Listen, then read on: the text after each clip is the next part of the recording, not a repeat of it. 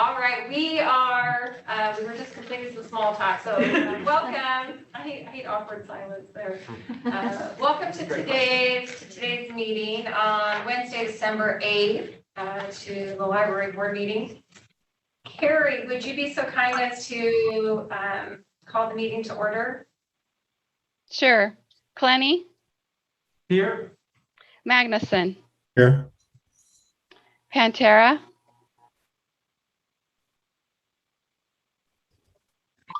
I see her. Sorry, I'm here. I'm just dealing with a technical issue. That's Sorry. okay. I'm here. I skipped actually Galavis. Westonsko? Here. 4 board members present, Galavis absent. All right, thank you, Carrie. All right, well, good morning, everyone. We don't have any communications, although I would like to take a moment to congratulate Jessica on her 1-year anniversary. We're a few days behind here, but if you haven't had a chance, she did just celebrate her 1-year anniversary with the library. We very much appreciate your leadership. Who else, how many people can say that they started a new job right during a pandemic and had to do it remotely and manage getting to know her team, understanding all the nuances of the library, and very commendable. She's done a fabulous job. I hear a lot of great feedback from the staff as well as outside the community. So I just wanted to take a moment to publicly thank Jessica for her efforts. And you really got a great leadership team, and I a lot of exciting things are happening for the library, and I continue to see that and look forward to more celebrations with you as well. Thank you, and thank you all for the notes. It was wonderful to celebrate. I got a beautiful orchid from the board president, and I got a hidden Bill Gates poster from my staff. So I felt very, very welcomed on both sides. Thank you. Very nice, very nice. All right, well, thank you for that. Okay, next up we have our meeting minutes. I hope you've had a chance to look at the meeting minutes, and I'm looking for a motion to accept those for an action item to accept the meeting minutes.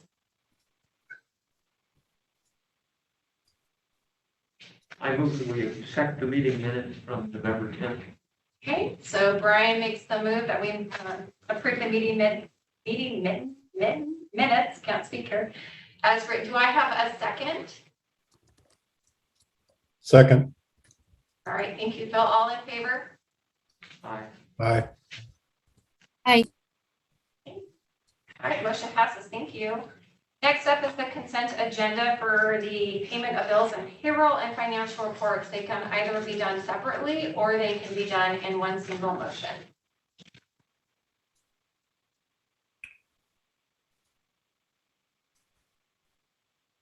I'll move that we accept the consent agenda as published, including the financial statements and budget report.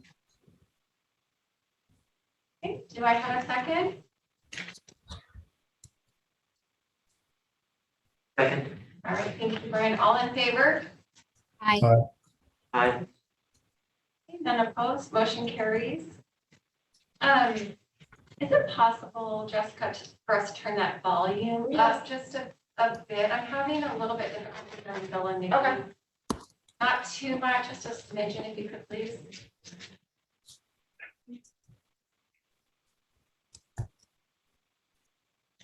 And I didn't do a sound check before starting. Yeah, maybe we could ask somebody to say Bill, something. could I just have you do a sound check for me, please? Yeah, can you hear me? Better. That's better. Thank you, Bill. Thank you, Jessica. Remind me to do that next time. All right, next up we have reports. So Friends of the Boise Public Library, and I saw Jill on here earlier. Welcome, Jill. Look forward Hello, to good it. morning. Good morning. I'm guessing you can hear me since I got a good morning back from Tanya. I had a little bit of trouble logging on today, so please do let me know if you cannot hear me.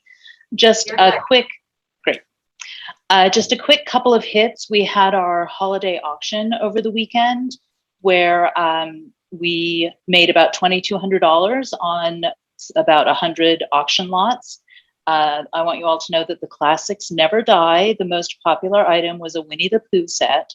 So Winnie the Pooh wins the day yet again. And also throughout the month, we are participating in the Merry Makers Market, which is a local pop-up craft market that for the second year in a row has invited us to have a display and sale section of that market. So that's going on from the end of November through December 23rd. And we have volunteers who are taking stock over there to replenish that during that time period. So that's all I have for today. Thank you so much, Jill. I do, it's always nice to see the creativity that your group has for the Friends of the Library with the Merry Makers as well. I know it's a very popular event and great work on the auction as I saw that come across. Questions from the board for Jill? No. Well, Jill, thank you as always for the update. Very much appreciate it. Thank you. Thank you. All right, next up we have Boise Public Library Foundation. I believe we have Ryan Manship. Tanya, I don't see that Brian has joined. Okay, all right. And do we have any other representatives from the Library Foundation? Not that I see. Okay, thank you, Carrie. Okay, so I will turn it over to our esteemed Library Director, Jessica, for her reports. Yeah, so again, I want to thank you all for your well wishes for my 1-year anniversary. And yes, joining a new city during the pandemic was very challenging and very, very rewarding. It has been just remarkable to work with the staff and with the community. And as you alluded, there's just so much we've been able to do, so much that I'm looking forward to for next year. Obviously continuing to deal with COVID as we are hoping that we will be able to continue our expand services, but continuing to do so safely. And then really focusing on staff and strategy. So we're in a really good spot for the work ahead. And then I also wanted to just share a couple of thoughts on something that I put in my director's report, but that will be discussed on Tuesday at the city council meeting. And this is the library's request for an additional FTE position for a mental health coordinator. This is a role that when it was first introduced in public libraries in the 90s was pretty controversial. It was seen as, that seems like, mission creep, and, a library is about information access and books and reading, and over time has really proven to be an incredibly valuable asset for a community and for the staff of the library and for community resources. And this was actually something that was brought to me from our staff saying, we know that this model exists. We think it's really important for us as the city to consider it.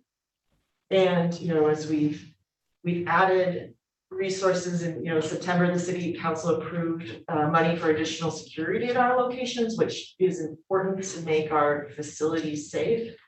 But that doesn't meet the needs of our community right now, in particular people that are experiencing, mental health crises in our facilities. And so having a resource in place, having it connected to the other city departments that have similar functions, this will make us more effective, both at meeting a real important community need, but then also really positioning the library within the support services in a way that we're currently not.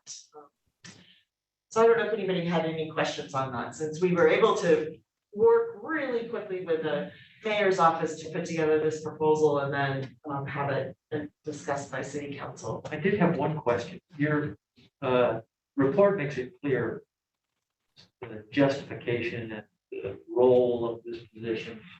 I was just wondering if there's any background information about trends or changes that drove the sort of why now discussion. Well, I think why now is a lot related to the pandemic, quite frankly, and when we look at some of the concerns that we have, we're seeing higher incidences of people experiencing mental illness. We're seeing, in early indicators, there's a higher increase in calls to the Idaho suicide hotline. We have more people who are experiencing housing insecurity. We have more people who are food insecure. There are a lot of indicators of this is a really challenging time in our community with a very unequal resources. And I wanted to get ahead of having that support in place as soon as possible. My staff is saying, hey, we're past, we should have had this earlier. We've got more calls to BPD. We've got more engagements from people who are literally coming to us and saying, I don't have a place to sleep tonight, can you help me? We are seeing it in our staff on the front line every day. So to me, it really is, we need to do this as soon as we possibly can. Okay, and I guess I have one more question. Your report suggested to me that it was part of a move by Boise City to make additional investments in similar resources, other departments. Right now, the Boise Police Department has a couple mental health coordinators on staff. And so actually we'll have, we've aligned it so that this person can be part of that peer group. They'll still be a library employee. I want to be clear about that. But we wanted to make sure we knew where they would fit into with a support system. Sarah's talked a lot with Catch, with our home. Like we did the work of making sure we were coordinating with all the city departments so that this person would represent the library, but be at the table in some of those discussions about coordinating and aligning services. Okay. Does that answer your question? Yes, it does. And I just wanted to emphasize, you're not alone in making such investments, just as the library. It seems to be, we're widely supported throughout the city. Right. Yeah. And I think, I think there is a recognition of that we're in a really challenging time and this economy is working for people, but there's a lot of people it's not working for. We want to make sure that we're having the right support and we're able to coordinate and we're able to really make sure our staff have the resources that they need to be effective. Maybe, Sarah, you can talk a little bit about your coordination with Catch and some of the work that you've been doing and how this role will really help accelerate that. Sure. Well, and we started working more closely with Catch pre-pandemic, knowing that we have users in this building, users of this library and our branch libraries who do need some extra support and access to resources such as housing, food, medical care, legal care. So they help be a gateway to connect folks. So they'll do site visits. They get to know people in the community. We're going to have them looped in as we're, if this gets approved and goes forward, they have their networks that will also help get this new coordinator tied in for that continued conversation. Up until now, staff has always assisted everyone who walks in the building with as many resources as we possibly can. We just need that next level to really get folks where they need to be. Thank you. So I got a couple of questions. When I read the material, it sounded like this was a resource for the staff, but it also sounds like this is a resource for patrons. Is that correct? Really? Correct, Phil. So if we're hearing, you are a little muted. If we're hearing correct, this is a resource for staff or resources for the public. We see it primarily as resources for the public, coordinating and staff support and training. So we'll have somebody who's engaged with the public directly. You can, other models that we've seen, people can make an appointment with this position and say, hey, I need help filling out disability paperwork, or I'm looking for, a particular housing support, and really serving as that connector and coordinator role. Then, providing services to the public in terms of training, in terms of site visits, being available to go out with different, to go out with Catch to talk about the resources. And then, also then providing support to the staff as well, so that they're aware. One of the things that Sarah's talked about is how, she keeps in touch with Catch because a lot of these resources change really quickly. And so part of our role is to have somebody who's really knowing, okay, the housing tonight, we can tap somebody here, or like, here's where food distribution is gonna be next week. It's a really dynamic social net, so we're also really thinking about how we can streamline through one point of contact better than we are currently now. So given that it's for the public, how will you do this across all the locations of the library? With one person? Right, yeah, so we're expecting that this position will have an office at the main library, and then we'll rotate or set up appointments at other locations. That will need to be worked out, and some of that depends on what need we see, and where we'll want to be able to have that person physically located. But like I said, we'll have a blend of open office times, scheduled times, and then time in the community as well. So it was a little curious to me that this is going to the city council for approval. Seems like you've done your homework to coordinate appropriately across the city departments, and you've, planned it out. It's coming out of your budget. So what's the criteria that determines that a new employee goes to the city council for approval? It's because I've asked for a new FTE and new budget. So it's not, seems like given the state of the budget, it would easily come out of what we've got existing. Well, because we are, so getting to some of the other parts of the budget, part of it is there's the budget and then there's the FTE request. And so I wanted to do both, and I wanted to do them as an addition. We're adding a new service. I think as I said, I made the case to justify, or you said, thank you. And so we are adding that, and this is the process that the city has given us to do that. Okay. Part of it also is because even though we're a standalone, the library, ultimately, we're still under Boise Yeah, City. and this will be a city of Boise employee, so we're adding a new role at the library. Do you have further questions, Bill? No. Okay. Any other additional questions from the board?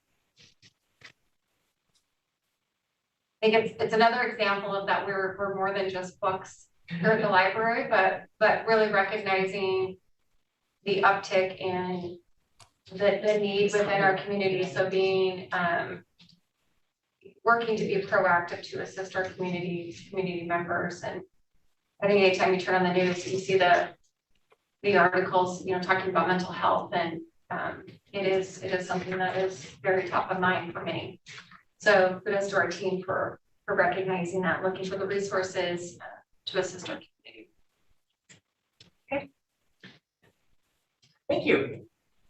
Are you anything else on yours? Not unless there's questions. Okay. Any other questions for Jessica on her director report?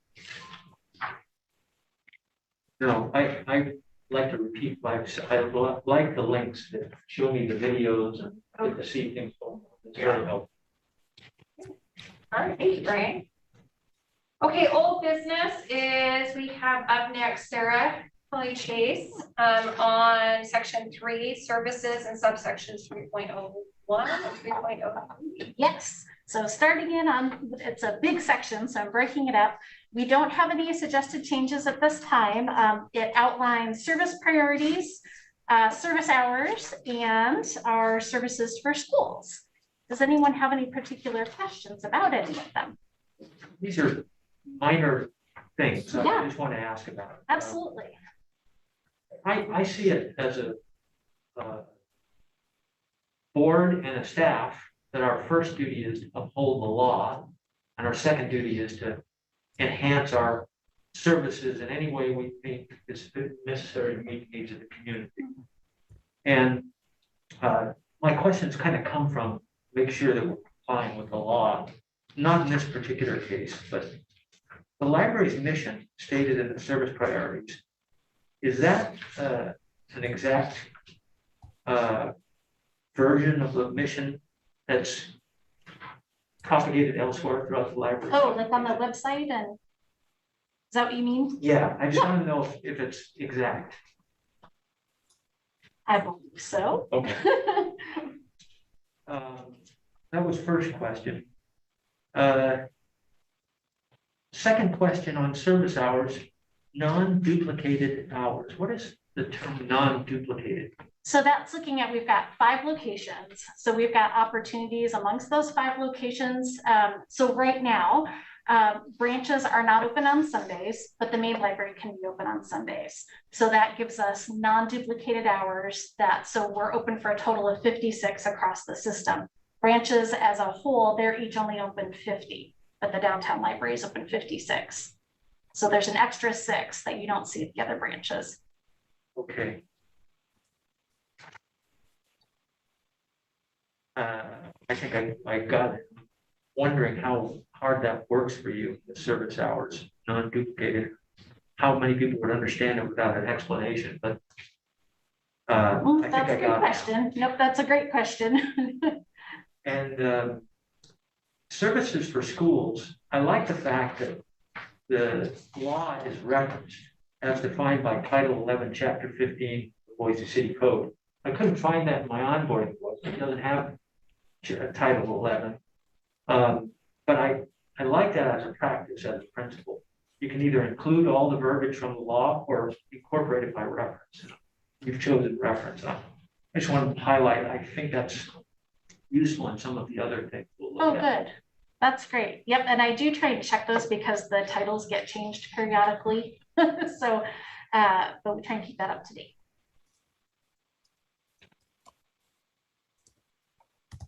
Anyone have any other questions?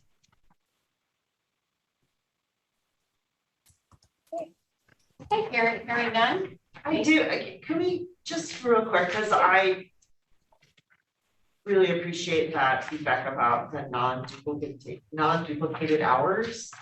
Is there a phrase that you think is better suited for that? Because it does take an explanation. Yeah. And maybe it would be worth us spending some time defining, we're trying to make sure that we're open hours that are convenient. I don't know how to say it better, but I think to your point, it might be nice to have a little bit more wording so that it doesn't require somebody to explain it to you. And Ed, I'm wondering if the 6-hour delta between the main library and the other libraries is material enough to be called out such a matter.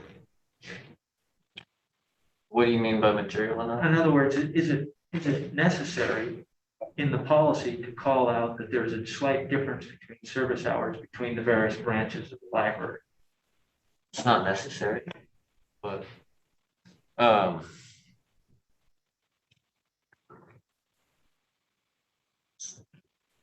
so would you like it to be more specific, or because this is a policy and so it should be sort of broad and you can fill in the details without requiring a specific board vote. So the policy is meant to be a framework. So your advice is it's probably best to be specific. No, my advice is that it's probably best to not be more specific than necessary. Okay. I have to think, I was trying to see how important the definition Yeah, maybe. And if it is, I'd have to think about it because now I know what it means. Yeah, I think I always say is we're trying to be open as many hours across 7 days a week that we can. Because the feedback we get from the community is, we'd like you to be open, not just 8 to 5 like other city departments. Because we can't always come to the library those hours. So we're working, I guess this is how we describe the fact that we aren't open 8 to 5 like City Hall, that we are open. We start at 10 and we go to 6 or 8, because that's actually when people have told us it's more convenient for them to be able to come and then add in weekend hours. So maybe it's more about the intent than the formula. Well, let me think about it. Yeah. Now you asked if I had an alternative, and if Yeah. something, a brainstorm comes, which is highly unlikely, but you never know. I'll pass it along. Very good. Good, Yeah. great content, Brian. Thank you for going through that. All right. Anything else, Sarah? Thank you. Okay, thank you, Sarah. Appreciate that. Sure. Okay, next up is new business with the Ultimate Book Nerd Challenge. And I know Eliza is going to be on this call, and I believe Maggie is as well. Hello, ladies. Hello. Can you hear Can us you both guys? okay? Yeah. Yes, we can hear you. Perfect. Um, I'm we're- Eliza Ruby. Sorry, we're in different locations, so it's a little tricky. I'm Eliza Ruby. I'm an information services librarian here at the main library, so I mostly work on second and third floors here. And my name is Maggie Dumont, and I'm a branch librarian at the Bound branch. So we're going to kind of break it up into past, present, and future, and kind of give you guys the rundown. First of all, the UBN program started off as a 6-month program in 2020, when we were going to include a launch party and book swaps and other in-person events. And of course, COVID made that impossible for us. So we kind of left the program up on our website with zero promotion, and it just kind of became a passive program that was just kind of available for the patrons to find on their own. And we still had 3 people contact us that they finished the program. And we had a lot of staff excitement about it. So we decided to make it a system-wide year-long program. And that ended up being a reading challenge of 50 books in 52 weeks, one from each category that we had devised. And if you finish, then you have the bragging rights and the ability to get swag. Mm-hmm. So that brings us to this past year. So Ultimate Book Nerd 2021 was our first full year of the challenge. And so we've had monthly newsletters that go out with book recommendations. We've done book talks on YouTube. Each month we release at least a few of those in all different age groups. We made it the challenge so that we have a teen and adult challenge and then a kids challenge with a few different challenge categories to cater to the ages. We've had so much support from all of the staff here. It's been amazing. Everyone was so on board and so excited to have a creative outlet this last year. So we've had carousels on our website that have been focused on Ultimate Book Nerd. We've had featured lists on Overdrive. We've had so much help with personalized picks, the email service that we provide book recommendations through. A lot of recommendations have gone through there. We've had staff doing readers advisory at the desk for this. So just a huge amount of support, and it's been amazing. 6 months in, we decided to do a survey and see what support people who were participating in the challenge needed, and if they were on track to finish, just to kind of get a feel for us how we were doing on it, just because we hadn't had much feedback at that point. And a huge amount of feedback was, we want more community support in this. We want more places to ask questions and ways to find books and all of that. So we were able to start a Facebook group for anybody who wanted to participate in that group. And it's just the Boise Public Library Ultimate Book Nerd Facebook group. We have over 100 people in that group now, and I think that they are probably the most active group I've been a part of like this, which is amazing. We have people who ask questions and post and celebrate when they finish their challenges. They respond to our questions so that we can help give them more feedback and more book recommendations and all of that. We did get some local press on it too, which was really exciting. We got interviewed by KTVB, which that one ended up not airing, but that's okay. We also got interviewed by George Prentice with Boise State Radio for his morning show, which was so much fun. That one aired a couple months ago now. Couple months ago. That sounds right. Months ago. Yeah. So yeah, we've had some amazing, community support on this too. It's been so great. We've had so far, I think we are now officially at 45 people have finished the Ultimate Book Nerd challenge and let us know so that they can collect on their swag once that gets ordered. And the first person finished late May, early April. She is a powerhouse reader. She's one of our homebound folks. And so it sounds like she gets like 75 books a month from our homebound librarians, which is amazing. For the translated book, she read an Italian and English book. So she was reading it in both languages instead of just the translated version. So she blew us all out of the water. Like nobody can compete with her. So when people finish and they let us know that they finished, they just complete a quick form online to let us know. And we email them with a certificate to tell them how incredibly proud we are that they have done this, because it is a huge accomplishment to read 50 books in all 50 very different categories.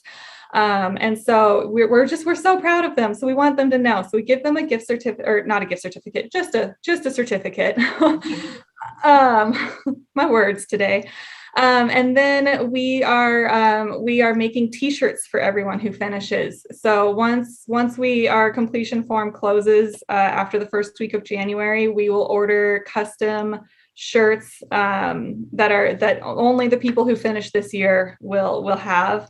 We're also working on printing out special edition library cards. So they'll have an Ultimate Book Nerd library card that they can flash around as with bragging rights attached to that. Yeah. Josh Chappelle has been helping us with that. We're really excited about that one. We have been getting a ton of feedback too. We are doing an end of year survey as well, just to see what we can do to improve. And so we've gotten a lot of amazing ideas for challenge categories for this next year. We have so many people saying just thank you. Like I would never have read this genre or this author. I've found so many new authors. I've been pushed outside of my boundaries in so many good ways. Like the feedback is overwhelmingly positive for this challenge and getting people out of their comfort zones. My favorite response is just do it again. Yep. So that one was my favorite.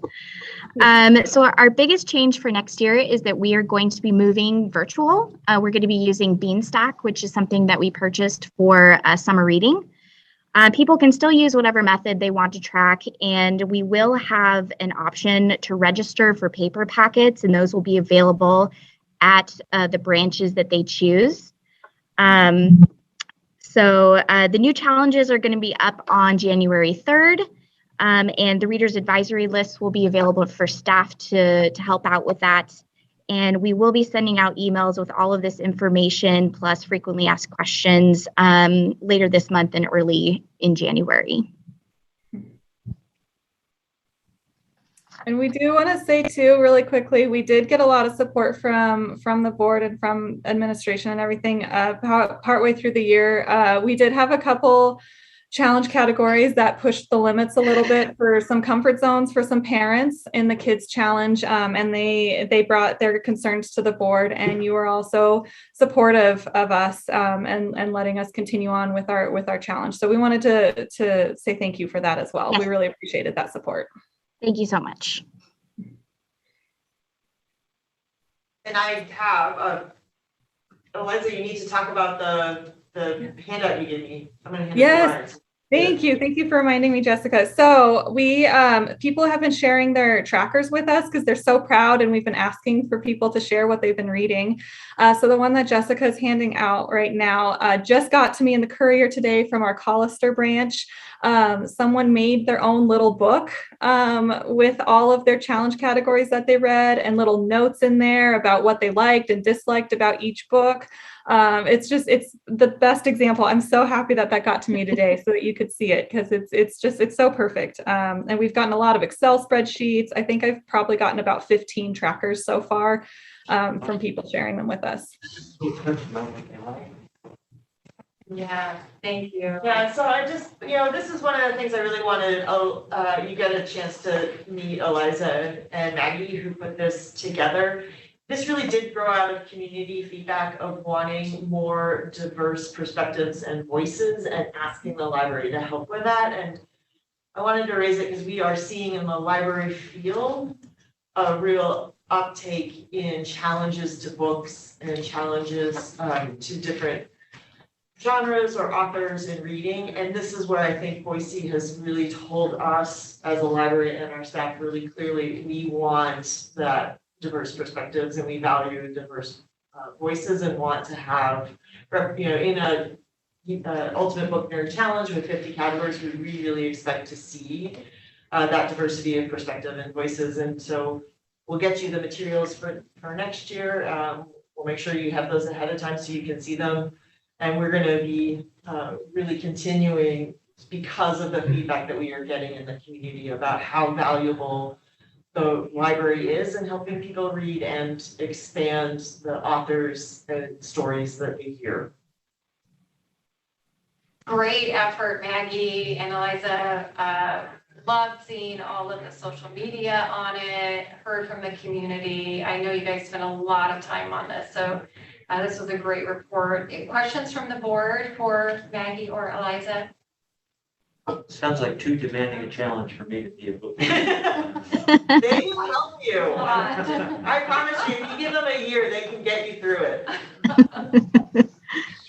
Does that come with check-ins, frequent check-ins? Are you reading your books? That's what the Facebook page is for. Yes. Encourage, you're almost And there. the newsletter, the newsletter too. It's a support group. It is, exactly.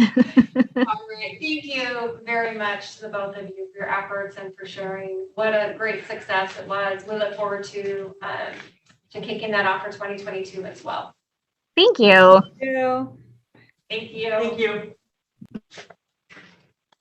Okay, next up is fiscal year 2021 year-end budget review, and we have our very own Craig Davis that is going to be reviewing the budget outcomes. And you should have a copy of it in your packets. Thank you, Tanya. Yes, in your packet, you should have a end of year savings and revenue calculation worksheet. And this is basically outlines how we ended the year. The revenues that we had, our budgeted revenues were over $12 million. And they were $12,967,514, and our actual revenues were $12,987,873. So we took in $20,000 more in revenue, but I wanted to, since we have new members, let them know that that doesn't mean that the library personally took in revenue of $12 million. A large portion of that is actually the general fund dollars that we get from the city of Boise. And the reason that we took in more revenue, most of that was due to the fact that we had received more reimbursements than we had planned from our systems share from our consortium members and the courier service that we have with our consortium members. And we also, we did have a little bit of, we didn't receive as much revenue as we had planned because we were closed due to COVID. So we haven't received as much, and especially in copier fees that we had seen in the past. We were $49,000 short. And we did receive a little bit of fines paid revenue, just bringing in some past revenue for fines that were still outstanding, even though we are fine free now. So as far as our expenditures, the large portion of our net expenditures that we had remaining was from, as most of you had noticed, from personnel savings. We were on a hiring freeze until at least March of this past year. And in March, we were actually given approval to hire just some crucial positions. And then later we're opened up for all of our positions. So the majority of our savings, which was $461,000, of that 431,000 was from personnel. And Carrie, did the personnel savings generally coincide with the reduced service hours at the library?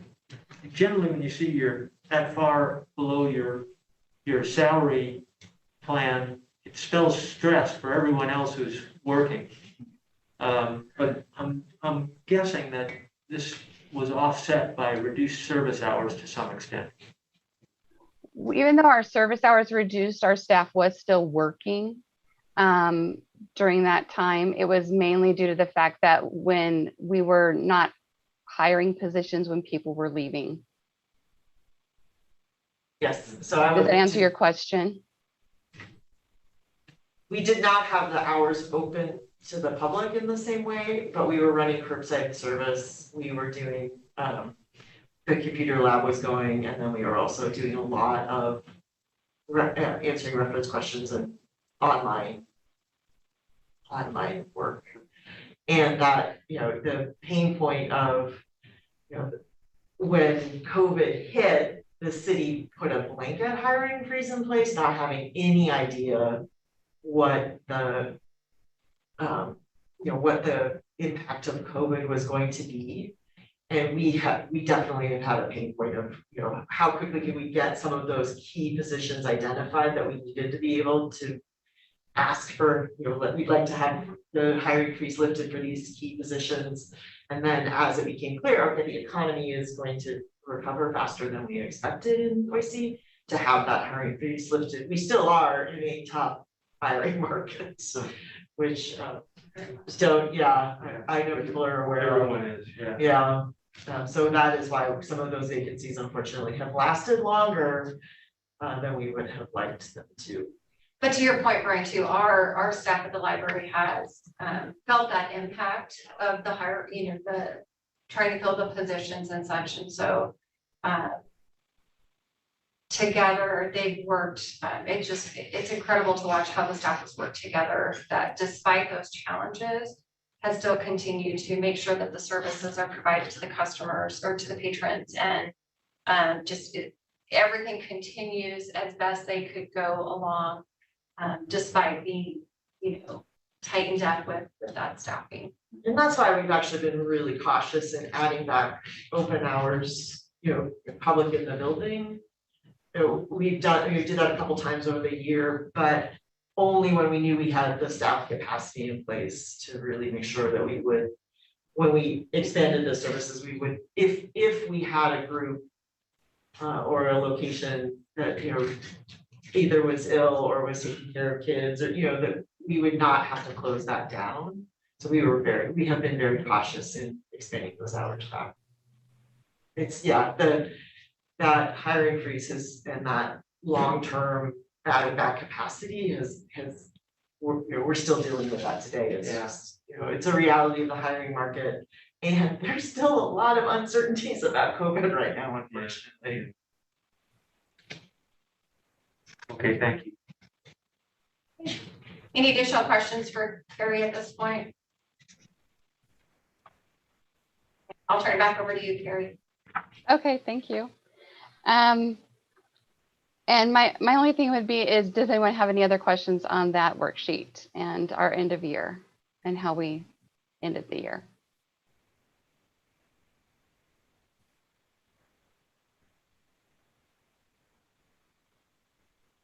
Not hearing any, Carrie. Phil's talking. I believe Oh, Phil is I might be talking, but he's on. Sorry. Yeah, that's okay.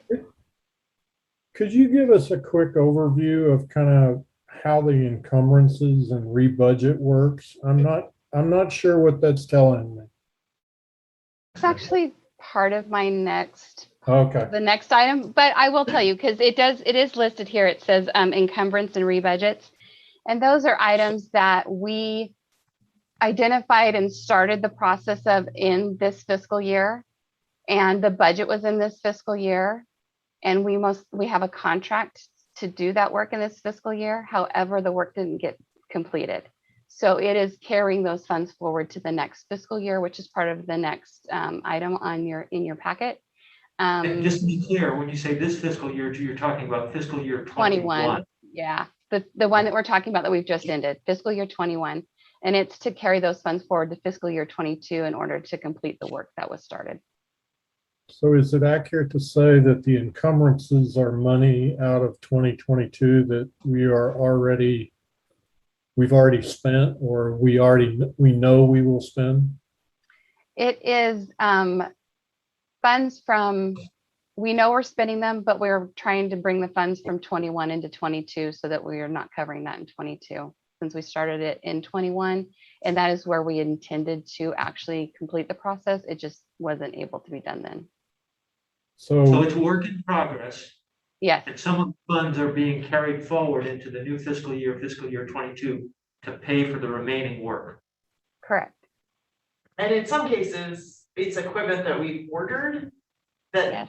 because of supply chain issues just has not, or, you know, when you look at this list, you know, the office furniture, the, you know, HVAC repairs, cameras and cabling, what, you know, we are also not immune to supply chain challenges and the labor market challenges on some of our maintenance and facilities. So this is where, and also, and Lynette can speak to this, this is citywide, It's worldwide. it is worldwide.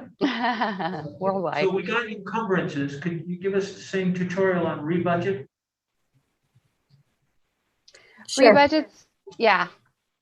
Okay, rebudgets are funds that we had in FY21 that we planned on doing the project, but it didn't happen. So it's moving the funds forward, even though we don't have necessarily a contract yet on those items or a purchase order out, in order to be able to complete that project, because those funds are not budgeted in FY22.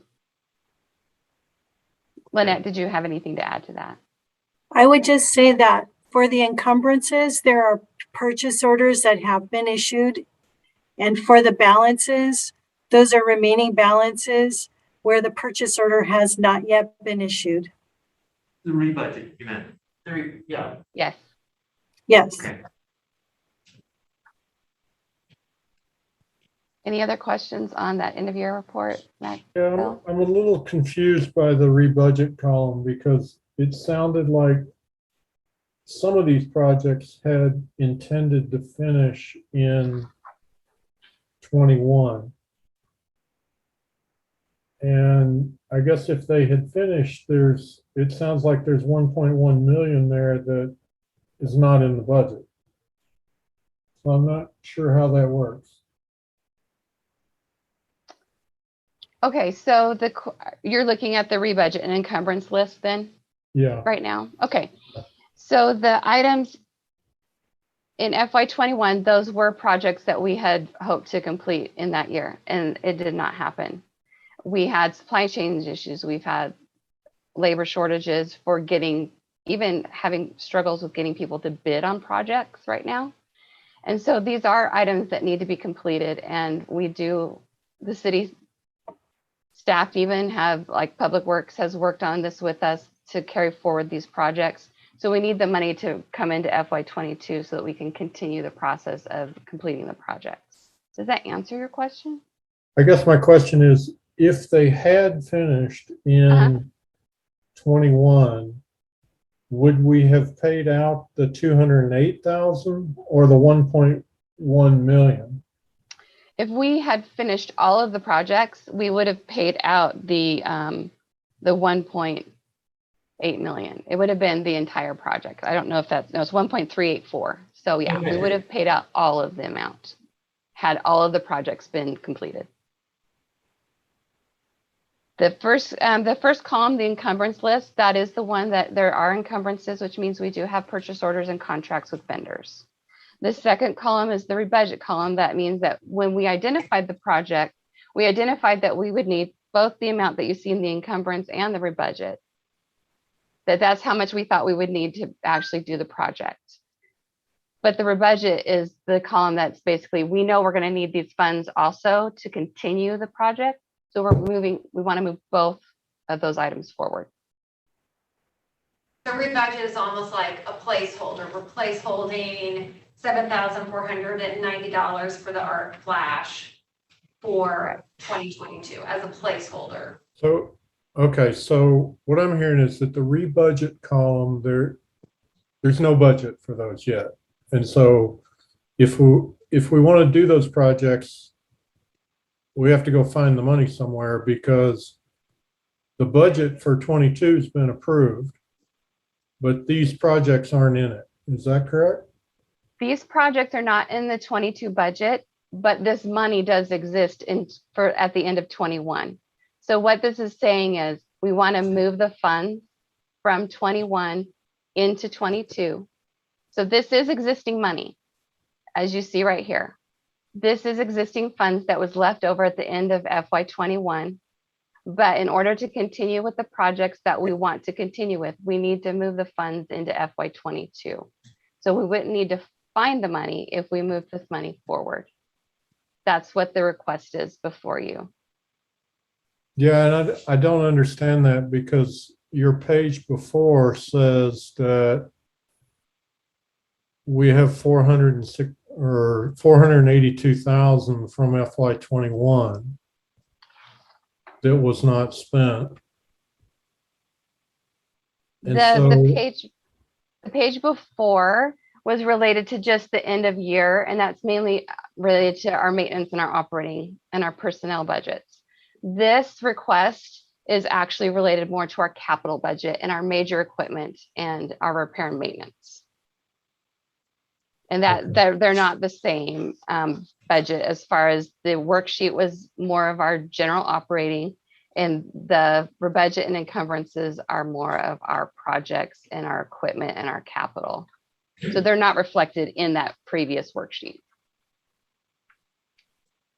okay. Did that answer your question? Yeah, I don't really understand what's going on here. So I probably should take it offline with you. This is Okay. Nikki. It's hard for me because I'm still fairly new and I don't know that I've seen the full 2021 budget. So I had the same questions Phil had. I wonder if it would be helpful if we had like a fuller budget worksheet that showed the capital piece and that how those are remaining funds to be moved over. I don't know if that's possible to just give us a little bit more complete. In addition to probably a fuller worksheet, maybe a training session. Yeah.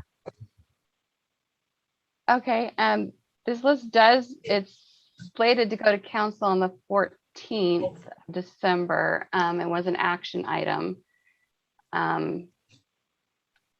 So I don't have that right in front of me, but I could definitely get that So to maybe if we you. could understand specifically your questions, we'd be happy. I love this. We'll follow up and make sure you have the information you need. Yeah. I'm not sure I have a question. I think I understand what you're saying now. It's just from my perspective in approving it, like I don't have anything in front of me that actually shows we have this $1.3 million remaining in 21. And that's probably because I'm newer and I hadn't seen some, you know. I appreciate that. There's the budget, that's the, personnel and the stuff, and that's the one page. And then, this is our major repair and maintenance and capital. And so it is a different line item in the city's budget. And we absolutely can give you something that shows that, how the city distinguishes those two funding. Because there's different, you have different different ways that money is accounted for and different ways of moving it from year to year. Yeah, so I'm totally following all of that. I just don't have, I just haven't seen the reporting, if that makes And sense. Terry, what's your timeline or deadline? Well, this is actually it was slated to go to council on December 14th. And so what are you asking us to do today? We were asking for an approval to forward it to city council so that they could approve to move this money forward into next year for us, into FY22 for expenditures and the project. So when you say move it forward, I think the budget for 22 was 13 million roughly. Would this add to that then? So that, or because it's capital, is it just a different set of numbers? It's because it's capital, it's in a different set of numbers. The 13 million is our normal operating budget. This is a different budget, the capital projects, or the capital lines.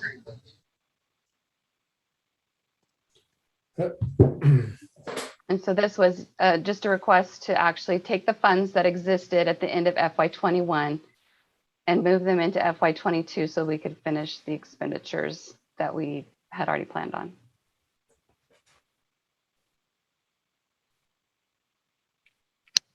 So I'm wondering, my question is, if we can continue to gather what Phil's questions are, also provide Nikki the full, because I appreciate that, but Nikki wants to be able to see the full piece, you know, for Brian as well for the board. If we can get those questions clarified, are we able then, Ed, to do a approval remotely, or would we have to call another session if we want to try to meet the deadline of Carrie's December 4th, prior to December 14th to get to City Council? Yeah, you would need to do a full other meeting. It would need to be noticed. All the regular requirements would be necessary. At least one person would need to be here. Okay. The rest could be remote. There would need to be 24 hours advance notice. And then actually to get it on the agenda, it's not, it needs to be earlier than Tuesday. I think the deadline is, I believe it's, I think it's actually like Wednesday evening is when you're supposed to get it to council to get it on the agenda. So it would be a really tight turnaround. So if at all possible, if the questions can be asked and answered here, that's really the way to do it. I'm wondering that too, because, and Lynette, I'm wondering if you have that deck that you did with Brian and Nikki's training that included the overview of the FY21 budget, both operating and capital. I think we have that we can pull up. No? Right. We would have that deck. However, I'm not sure that would speak to the heart of the question. And so I'm wondering, Jessica, we have our project list of all of the projects that we were managing through the year. I wonder if that would help to see the completed ones and then those that needed rebudget. We could do that. Could you start just with that slide that we built for the new board member training that just shows the capital and the operating budget at a high level? Because I think that's that first piece of context. Okay. Let me spend a moment while you go ahead and meet, and I will get back with you with that information. Okay. And then I like the idea of here's the projects that we thought would happen from from that line item in the capital side, and here's what we did and here's what we didn't do. Yeah. So thanks, Lynette. I'm putting you on the spot, but I have no doubt that you have that information that you can pull up. We'll see what we can do. Thank you. Okay. So do we want to, let's pause here. Let's go to the next agenda item. Carrie, if that's okay, Phil, if that's all right. And we can go to 7D where we talk about library closures for, Madam President, Sorry. Point of clarification, if you would like to move the agenda items, you do need to get a motion and a second to move the agenda items and then move the agenda items. And then, well, is it better just to wait then for a moment? that is up to you. That is within your discretion. So. Okay. Why don't we hold tight for just a moment? Thank you.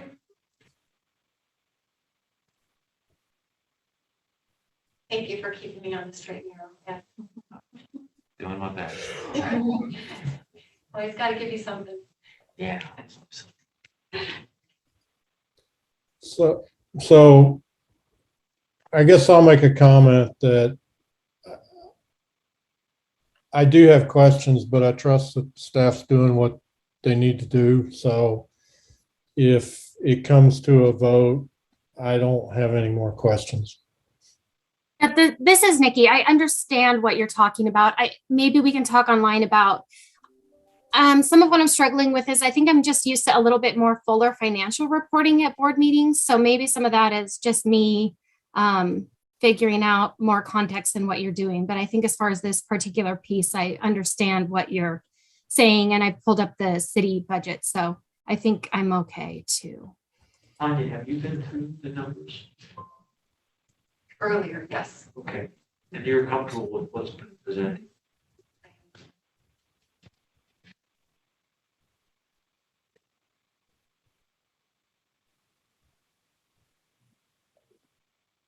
Thank you, Phil and Nikki, by the Yeah, way. no, that's helpful. Thank you for that. Well, I think what we'll do is we'll wait for, no pressure, Lynette. We'll wait for Lynette to give us a heads up when she's ready to share her screen.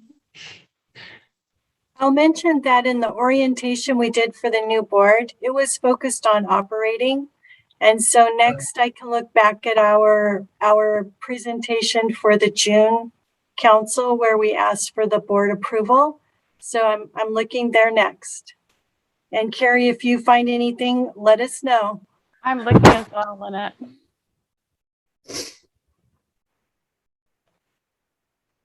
But We did, no, that's right, we did focus more on the operating, but we did, she did have a, like, here's what the capital is, yeah.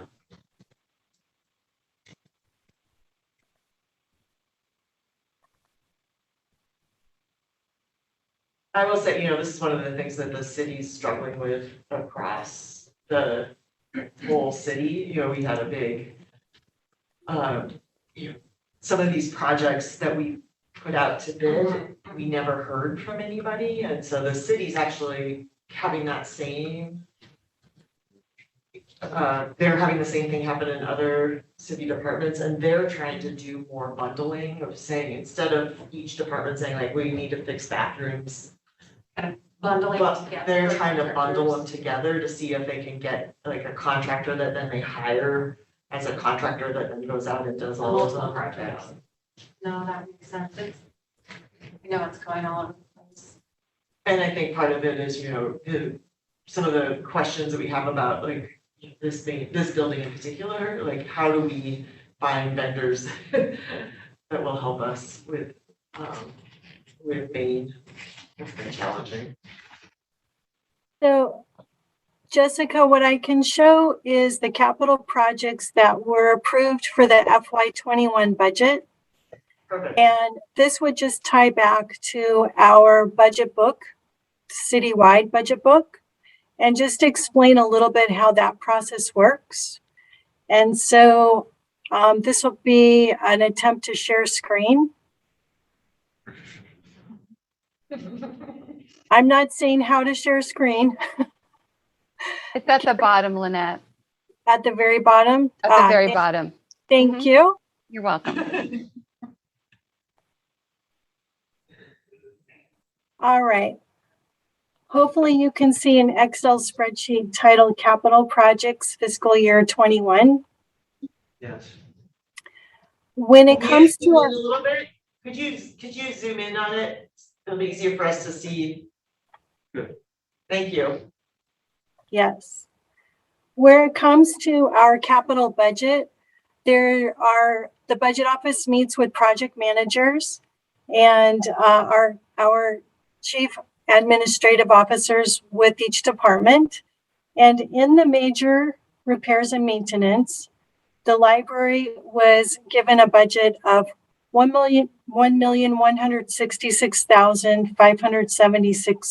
$1,166,576. It was identified at that time that part would be for carpet replacement, HVAC. Major RM was given $1 million, given how many library projects there were open at that time.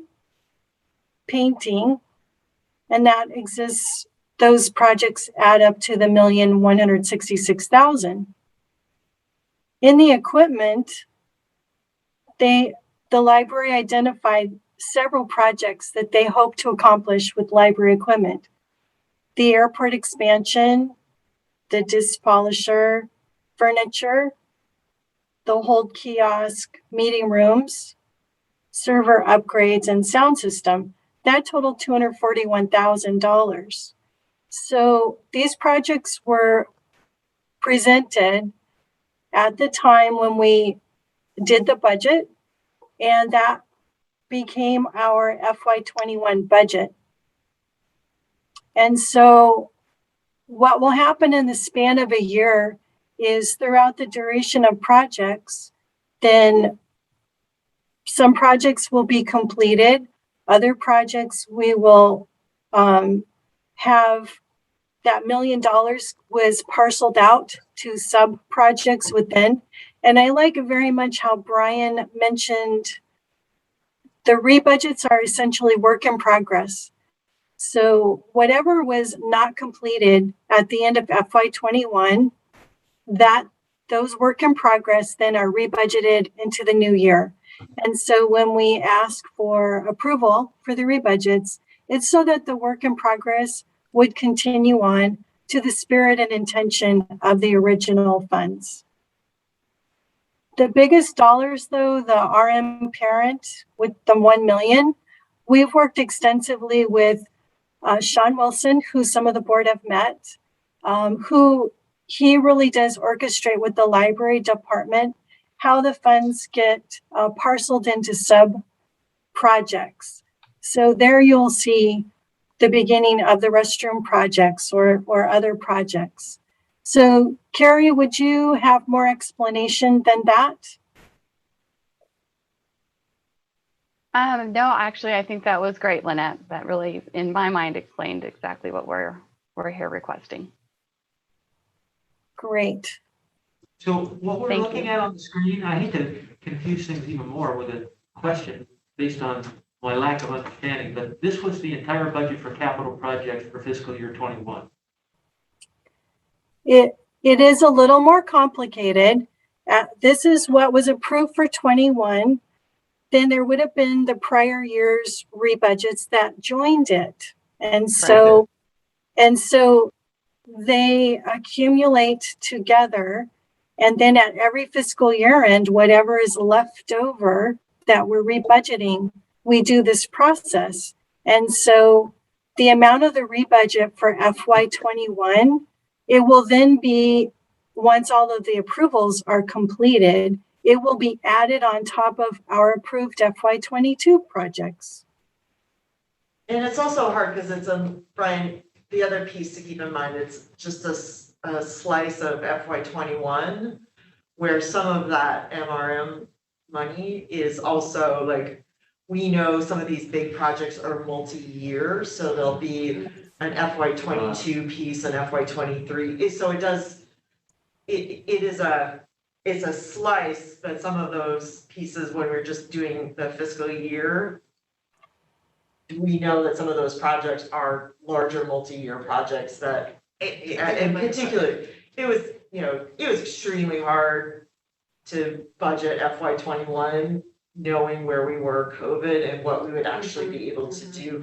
But I do want to, I really want to call out some of that major repair and maintenance, particularly at this building. While you'll see one number for FY21, the city knows that number goes across the years. Okay. Because of the nature that some of these projects, a restroom remodel, it may not hit exactly the right fiscal years you're hoping. But the total of those two numbers on the prior page, you don't need to pull it back up, was 1,410,000 and change. And you're asking, your report in the board book says that 1.38 million is being requested as encumbrance and rebudget carry forward. So that suggests you spent very little of the capital expense budget last fiscal year. So I'll point out that there was also the rebudget from the prior year. Correct. So I appreciate you were following what would look like the difference, the math of what you saw on the prior page versus the rebudget.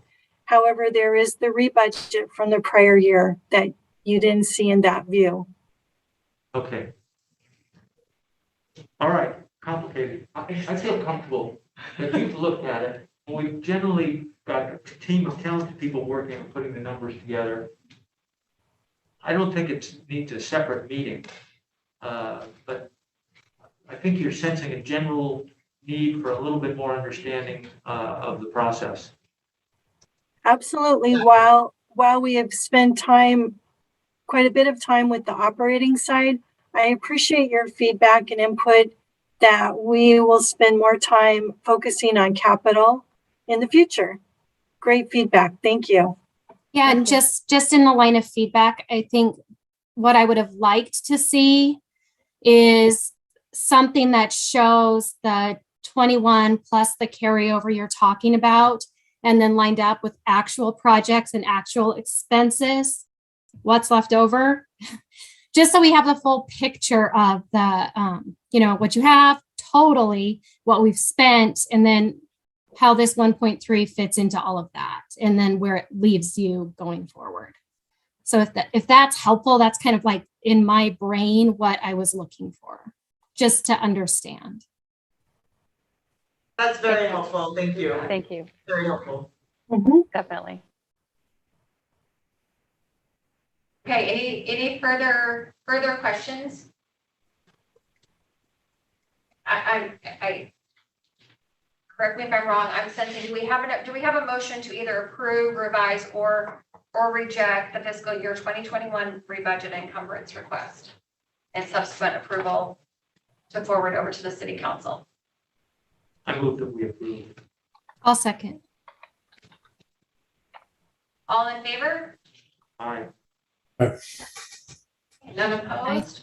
All right, motion carries. Thank you for the robust conversation there. Thank you for the Very feedback. good It's content. really Thank you. helpful. Definitely. Thank you all. Thank you, Carrie. Thank you, Lynette. Okay, next up, library closure 2022 calendar. That is an action item. Jessica, are we going to go over that one? Yes, this is every year we ask the Board of Trustees to approve the days that the library will be closed. And these are aligned with recognized city holidays. Though I want to point out a difference between this year versus last year in that the federal holiday of Juneteenth has been created since you last approved a proposed closures. And we at the library have taken this, we've added Juneteenth as a observed holiday, but in previous years, the library was closed on Easter Sunday, which was not a holiday. The library just closed as a, I don't know, I wasn't part of those discussions. But I understand that that was a tradition that the library was closed on Easter Sunday, and we are no longer recommending that the library be closed on Easter Sunday. Those are the changes. Adding Juneteenth as a federal holiday and then not being closed on Easter Sunday. Okay, and we just reviewed the service hours policy, and it specifies that holidays shall conform with those of other city offices. Does the cities look identical to this? Yes. Okay.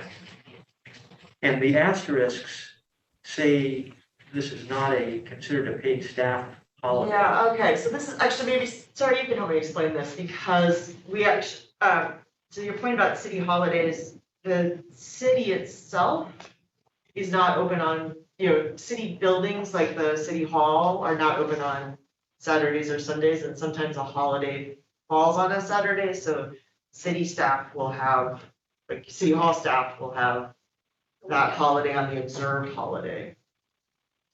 Okay, so these are differences. The asterisks are differences between the library and the city offices. Because those holidays, the actual day falls on a day that city services are closed. Okay. And where there are differences, according to the policy, they're supposed to come to the board for approval, which is why we're talking about it. All right. Yeah, that makes sense.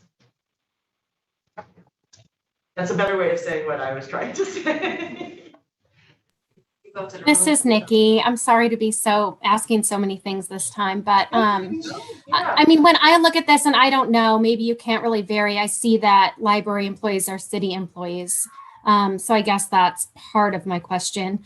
But I just wonder about days like Human Rights Day, MLK Day, President's Day.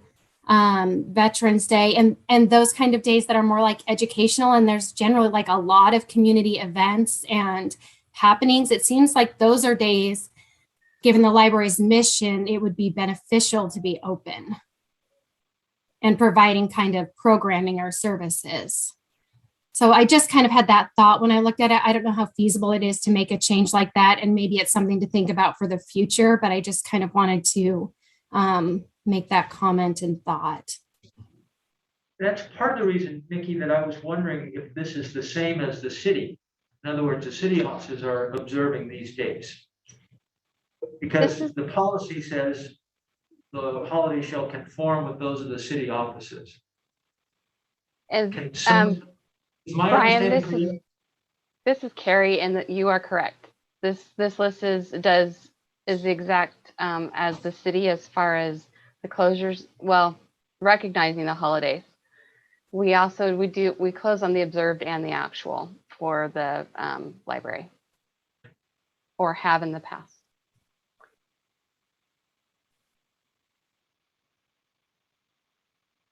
So Nikki, am I hearing that you are looking to explore having the libraries open on those days and having some sort of training educational to occur on those days? I mean, I guess I'm saying, I think it's probably too late to do that for this year, given the policy and your city employees, and I see all that. I guess I'm raising a question if that might be something to consider in the future. Just because usually those days, like there's usually a parade and there's just a ton of different kind of educational themed programs and events. And I would think the library could be a part of that on those kinds of days instead of just being closed. There are also like weekdays where kids, I think, would probably be loving to go to the library and kind of learning about those things and reading and those types of things. So those just struck me as days that would be good to be open. I understand why you're not. I was just raising that as a thought to consider maybe in the future, if it's even possible. I'm happy to explore that if you want to assign us to explore that. I think that'd be great. I mean, I'm just one person. I don't know what everybody else thinks about that, but that was my first thought when I saw it. Yeah. We want to hear all voices and all ideas. So thank you for bringing that. And we'll kind of put that into your bucket there to explore with the staff. Okay. All right. So a lot of businesses, like private businesses, aren't closed. So it's also, I think, for people with kids, a good way to provide like a positive place for them on those days. Just a thought. Yeah, I don't know how it aligns with the paid holiday policy of the city. Yeah, I appreciate you saying, let's explore this as a. Yeah, I understand it may or may not even be possible. I was just curious about options. I appreciate that. Okay, so at this point, thank you for that feedback, Nikki and Brian as well. So do we have a motion to either approve, reject, or change the recommended closures and reduced hours for calendar year 2022?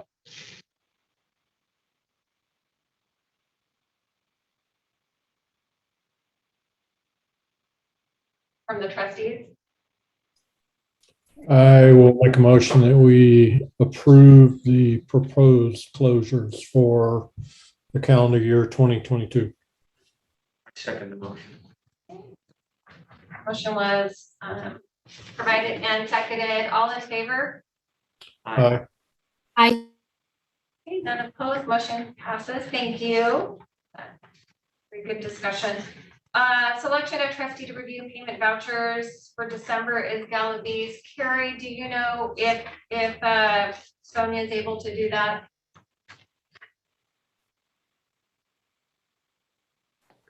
I'll check in with her, and if she's not, we'll send out a general email for everyone if I need someone to do it. Okay, thank you, Carrie. Sure. All right, next up is our selection of our next meeting date, which is Wednesday, January 12th. Are there any challenges for attending from your complex? Yeah, I have a bit of a conflict that day.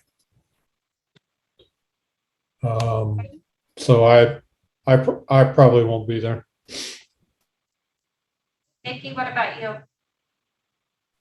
I should be able to attend.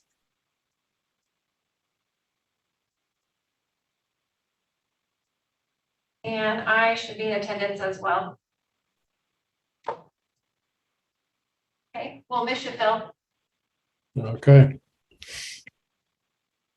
All right, at this point, I'm gonna go ahead and let Brian, I believe you have the verbiage for us for the executive session. I move that under provisions of Idaho State Code 74-206, Section 1, Paragraph B, this board recess to an executive session for the purpose of discussing personnel matters, and that a roll call be taken on this motion. Hey, Carrie, can you do a roll call for us, please? Sure. Plenty. Yes. Magnuson, Sorry. Yes. Pantera, Yes. Westonsko. Yeah. All in favor, motion carries. Trustees, you'll All want to exit Zoom and go into the Teams meeting, that appointment you were sent. All right, we're coming back into session and it is 1:37 p.m. Thank you, fellow trustees. I am looking for a trustee to note their interest in joining me in the evaluation process for our executive director. So looking for one trustee who has the availability and interest in assisting me in that process.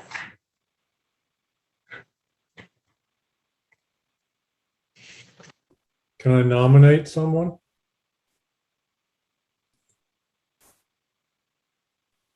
Sure.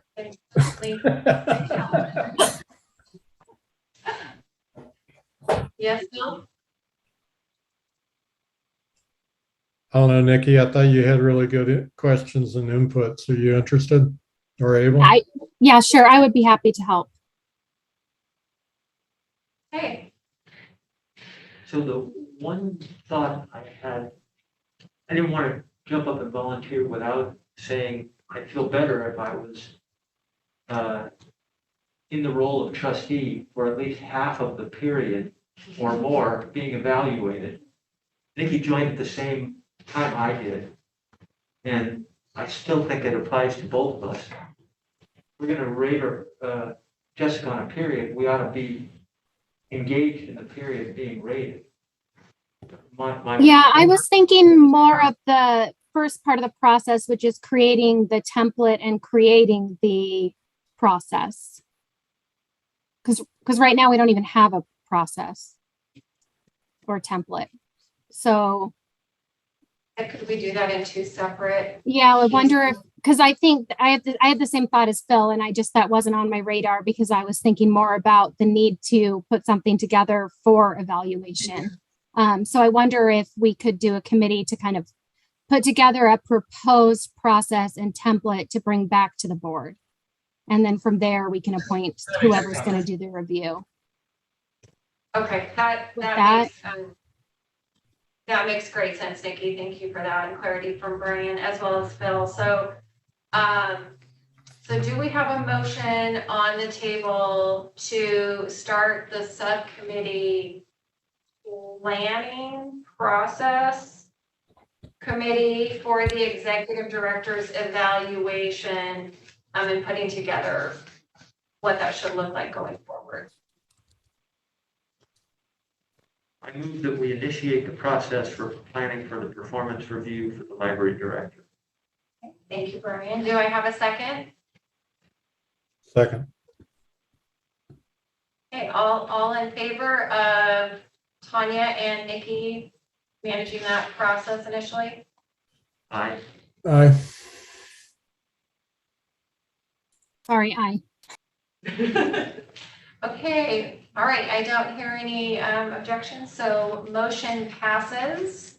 Thank you for that very good conversation. Do I have a motion to adjourn the meeting?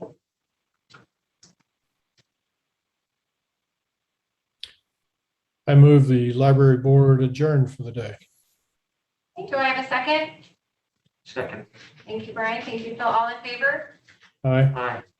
Aye. Okay, motion passes. Thank you, everyone.